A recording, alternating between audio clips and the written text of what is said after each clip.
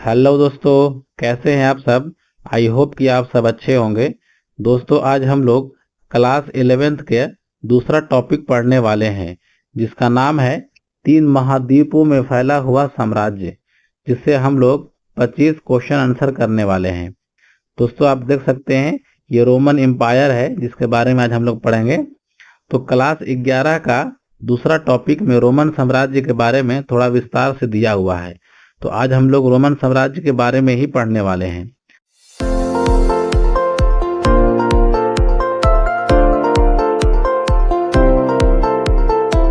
यहाँ पे आप देख सकते हैं दोस्तों, रोमन साम्राज्य का मानचित्र दिया हुआ है, जो कि इतना बड़ा है। यहाँ से लेकर के यहाँ तक पूरा यूरोप और कुछ एशिया का हिस्सा और कुछ अफ्रीका का हिस्सा, यानी तीनों महादेश में रोमन साम्राज्य फैला हुआ था, जिसकी राजधानी थी रोम, जो कि आज भी इटली की राजधानी है रोम। यहाँ पे आप देख सकते हैं एक जगह है कुस्तुनतुनिया। तो रोमन साम्राज्य की स्थापना अगस्टस नामक प्रथम रोमन सम्राट किया था, जो कि 27 ईसा पूर्व में किए थे। लेकिन बाद में आते हैं कॉन्स्टेंटाइन, जो कि रोमन साम्राज्य की दूसरी राजधानी कुस्तुनतुनिया को बनाते हैं। इसका कारण यही होता है दोस्तों, जिसको चलाने में बहुत ही प्रॉब्लम हो रहा था, जिसके वजह से इसकी दो राजधानी हुई, कुस्तुनतुनिया और पहली थी रोम। अब आप समझ सकते हैं कि रोमन साम्राज्य इतना बड़ा है कि अगर राजा को यहाँ आना होता था तो पूरा घूम करके आना पड़ता था।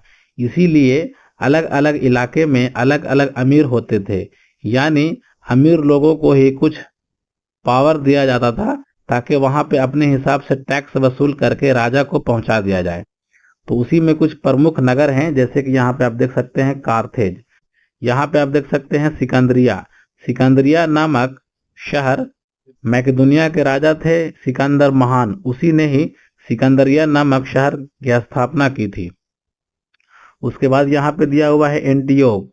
तो इतने बड़े साम्राज्य में अलग अलग प्रमुख नगर थे।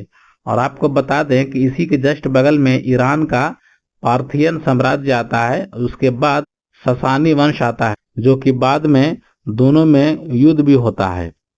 तो चलिए हम लोग आगे बढ़ते हैं और क्वेश्चन आंसर के माध्यम से और समझने का प्रयास करते हैं। यहाँ पे दिया हुआ है रोमन साम्राज्य, जो कि 3 महादेश में यूरोप, एशिया और अफ्रीका में फैला हुआ था।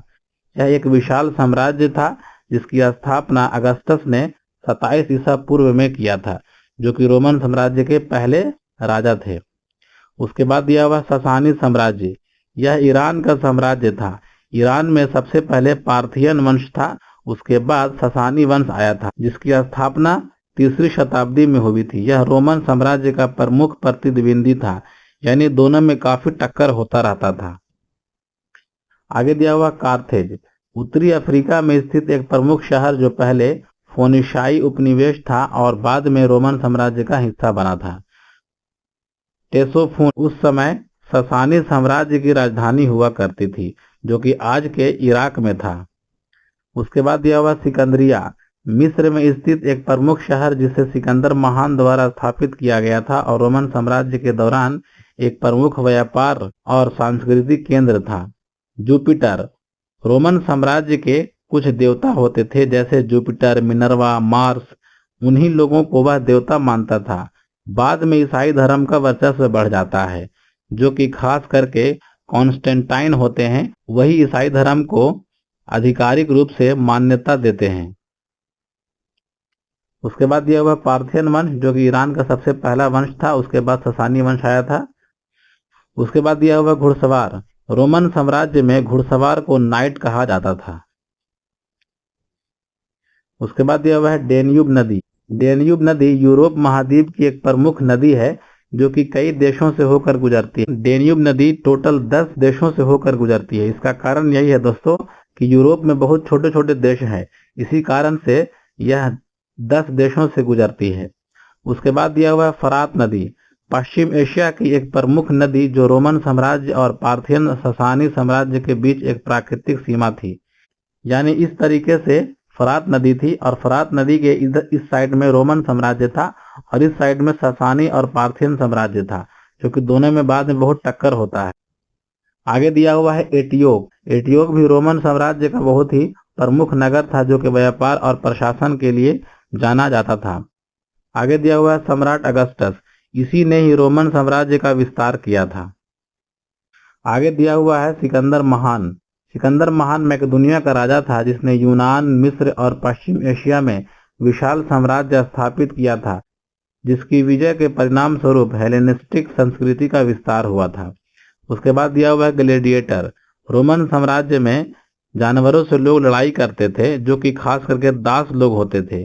वही लड़ाई को ही ग्लेडिएटर कहा जाता था जो कि खास करके मनोरंजन के लिए किया जाता था। तो आई होप कि दोस्तों आपको इतना शॉर्ट में समझ में आया होगा, क्योंकि ये काफ़ी लंबा टॉपिक है और इसको समझना बहुत ही मुश्किल है। यहाँ से क्वेश्चन बहुत ही कम आते हैं। तो चलिए हम लोग आगे बढ़ते हैं और क्वेश्चन आंसर के माध्यम से और समझने का प्रयास करते हैं। सबसे पहले हम लोग लास्ट वीडियो का क्वेश्चन देख लेते हैं। क्वेश्चन था डैगन किस नगर के प्रमुख देवता थे? इसका सही जवाब था मारी। और आज का पहला सवाल, कौन सा महाद्वीप रोमन साम्राज्य का हिस्सा नहीं था? तो इसका राइट आंसर है ऑस्ट्रेलिया। यानी रोमन साम्राज्य यूरोप में भी था, एशिया में भी था और अफ्रीका में भी था, यानी तीनों में था, लेकिन ऑस्ट्रेलिया बहुत ही किनारे होता है जिससे ऑस्ट्रेलिया से कोई लेना देना नहीं था। अगला सवाल है रोमन साम्राज्य की राजधानी कौन सी थी? इसका राइट आंसर है रोम। अगला सवाल है किस सम्राट के शासनकाल के दौरान ईसाई धर्म रोमन साम्राज्य का आधिकारिक धर्म बना? राइट आंसर है कॉन्स्टेंटाइन। इसी ने ही कुस्तुनतुनिया की स्थापना की थी, जो कि बहुत ही पुरानी शहर है जिसका आज का नाम है इस्तांबुल, जो कि तुर्की में पड़ता है। अगला सवाल है रोमन साम्राज्य के पतन का मुख्य कारण क्या था? इसका राइट आंसर है उपरोक्त सभी, क्योंकि बर्बेरियन ने आक्रमण कर दिया था, आर्थिक संकट भी हो गया था और राजनीतिक अस्थिरता भी हो गया था। अगला सवाल है रोमन साम्राज्य ने किस नदी के आसपास अपने प्रभाव का विस्तार किया था? तो वो नदी था टाइबर नदी, जो कि आज भी रोम के ही शहर में बीच से गुजरती है। अगला सवाल है किस भाषा का उपयोग रोमन साम्राज्य में व्यापक रूप से किया जाता था? इसका राइट आंसर है लैटिन। रोमन साम्राज्य में दोस्तों बड़ा सा रोमन साम्राज्य था और रोमन साम्राज्य के इधर इस साइड में लैटिन भाषा का इस्तेमाल होता था और इस साइड में ग्रीक भाषा का इस्तेमाल होता था, क्योंकि ग्रीक यूनान में खास करके चलता था, जो कि बहुत ही छोटा सा देश था। इसी यूनान का पूरे रोमन साम्राज्य पर प्रभाव था। अगला सवाल है ग्लेडिएटर लड़ाइयां किस उद्देश्य से होती थी? राइट आंसर है मनोरंजन। साल में 176 दिन टोटल ये लोग मनोरंजन करते थे। अगला सवाल है किस सम्राट के तहत रोमन साम्राज्य अपनी सबसे बड़ी सीमा तक पहुंचा? राइट आंसर है ट्राजन। ट्राजन एक राजा होते हैं जिन्होंने रोमन साम्राज्य को बहुत ही विस्तारित किया था। अगला सवाल है सेनेट रोमन साम्राज्य में किसका प्रतीक था? राइट आंसर है कानून निर्माण। कानून निर्माण के माध्यम से राजा वहां पे शासन करते हैं। जिस तरीके से आप देखते हैं दोस्तों कि फ्रांस में लुई 16वां निरंकुश राजा होता है जो कि अपने हिसाब से शासन करता है, लेकिन रोमन साम्राज्य में अगस्टस होते हैं जो बिल्कुल निरंकुश नहीं होते हैं, यानी उन पर अंकुश होता है। इसीलिए एक सेनेट होता है जिसके माध्यम से वहां पे राजा राज करते हैं। अगला सवाल है किस सम्राट को रोमन साम्राज्य का पहला सम्राट माना जाता है? राइट आंसर है अगस्टस। अगस्टस ने ही रोमन साम्राज्य की स्थापना 27 ईसा पूर्व में किया था। दोस्तों आपको बता दें कि अगस्टस के नाम पर ही ग्रेगोरियन कैलेंडर में जो अगस्त का महीना है इसी के नाम पर ही रखा गया, और उसके बाद जूलियस सीजर के नाम पर ही जुलाई मंथ का जो नाम देखते हैं वो जुलाई, ये भी जूलियस के नाम पर ही रखा है। तो इस पॉइंट को याद रखेंगे, अगस्टस से अगस्त और जूलियस से जुलाई। अगला सवाल है ईरान के साम्राज्य और रोमन साम्राज्य के बीच कौन सी नदी सीमा बनाती थी? राइट आंसर है फरात नदी। यानी फरात नदी इस तरीके से बहती थी और इसके बगल में था रोमन साम्राज्य और इसके दाएं साइड में था ईरान की साम्राज्य जो कि पार्थियन थी, उसके बाद ससानी थी। अगला सवाल है यूनान की भाषा उस समय कौन सी थी? इसका राइट आंसर है ग्रीक। ग्रीक भाषा होती है जो कि खास करके यूनान में बोली जाती थी। अगला सवाल है, कार्थेज किस महाद्वीप में स्थित था? राइट आंसर है अफ्रीका।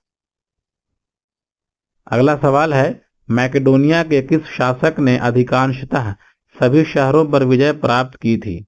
इसका राइट आंसर है सिकंदर महान। सिकंदर महान का काल होता है 356 से लेकर के 323 ईसा पूर्व तक, लेकिन रोमन साम्राज्य की स्थापना होती है 27 ईसा पूर्व में, जो कि लगभग 6ठी शताब्दी तक चलती है।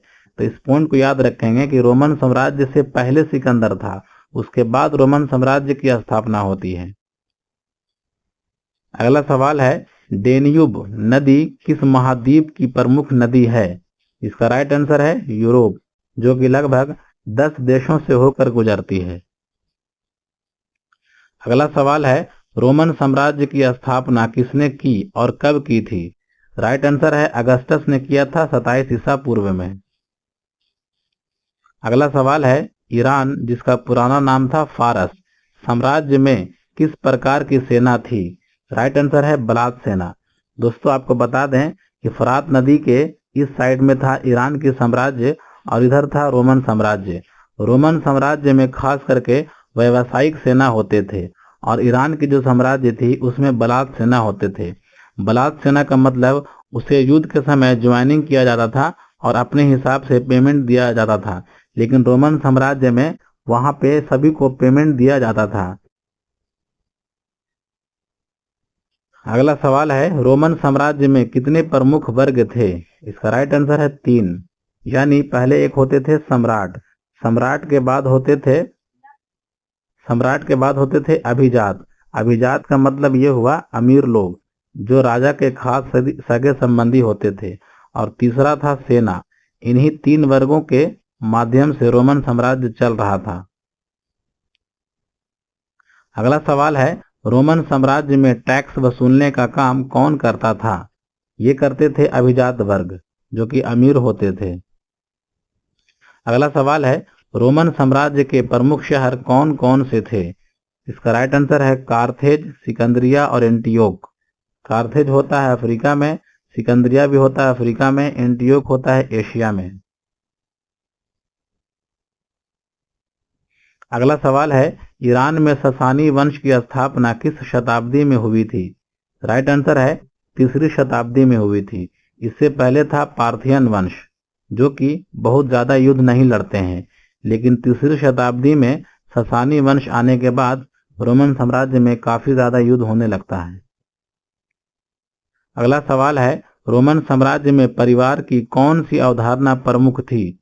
राइट आंसर है एकल परिवार, यानी वहां पे संयुक्त परिवार नहीं होते थे।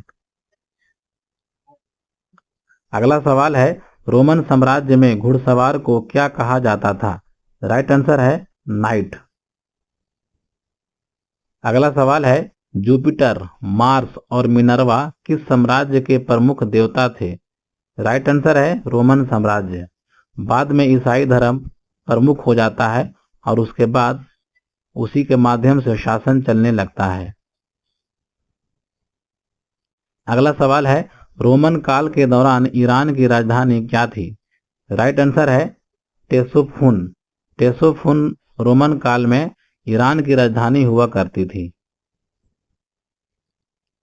और आज का लास्ट सवाल, 4ठी शताब्दी तक रोमन साम्राज्य में सेना की संख्या लगभग कितनी थी? इस सवाल का जवाब आपको कमेंट में देना है दोस्तों।